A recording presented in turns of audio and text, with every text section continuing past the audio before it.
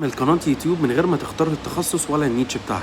ده الكلام اللي احنا كنا بنسمعه زمان. دلوقتي اليوتيوب غير كل السياسات بتاعته، لان اليوتيوب دلوقتي عمل لك بيج اسمها انسبيريشن. دلوقتي اليوتيوب بيعمل اناليسيس ويحلل كل الفيديوز بتاعتك ويشوف اكتر فيديوز انت جبت عليها واتش تايم، ويبدا يديك الافكار ان انت تعمل فيديوز زيها. تاني حاجه بقى، انا كنت بشوف الناس كلها بتخاف منها اللونج فورم فيديو، ان هي خلاص راحت عليها وما بقتش بتشتغل زي الاول ولا بتعمل ارباح.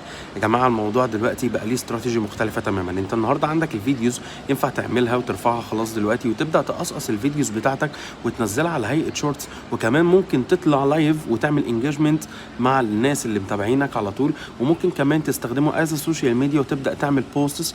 وحتى لو انت عملت بقى سلسله فيديوهات ممكن تجمعها في بلاي ليست فتجيب لك فيوز كتيره جدا.